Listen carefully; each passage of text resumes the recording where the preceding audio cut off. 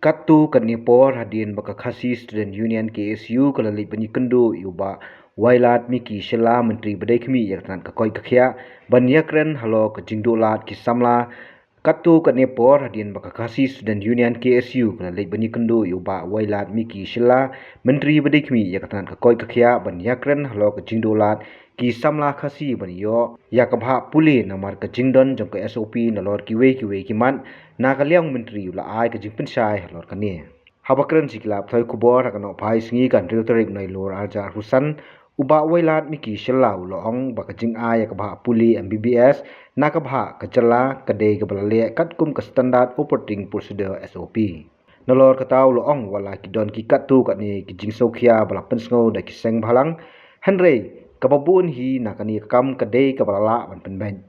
You see, means like since I think we should not only see about this year, but even the because this is quite common because every year there's something come up.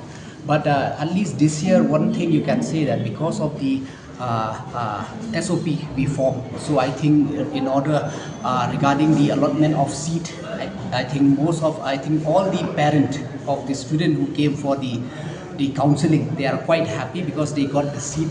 Means according to the merit. So no doubt there were some concern raised by some of the NGOs, especially from KSU and JSU. So we have called them, we have met them. So regarding one student who the topper in the reserve category, Khasi Jaintia. So she was supposed to be upgraded to this unreserved because her mark is higher to some of the candidates. So because in the SOP, so it is clearly mentioned, it is up to the candidate to choose because since she is qualified both in UR and reserve, so it's up to her to choose. So okay, at that time, at that particular moment, she said that she will stay in the Khasi Jaintia.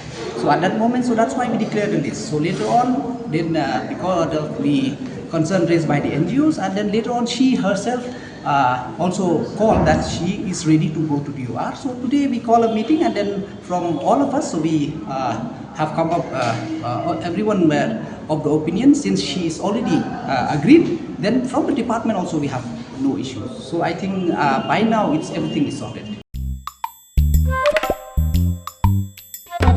Habatin, pej bahagi kishab, kashab plus F. Ka plus F? Hakabam bangibam dunaki eki bataye kamet. Namar kata habathiru atau khau kamlu ka umpnyang kadut pet ya ka sharp plus F haka jingsom.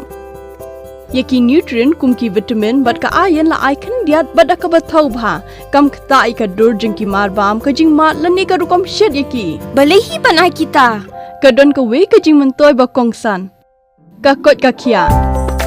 Ka nutrition ba khambha ka jing im ba khambha pendon kam daki mar ba modon ka sharp plus F menta kasni. Lawan Ra Shafi Jingbhah ko office jong Commissionerate of Food Safety Meghalaya.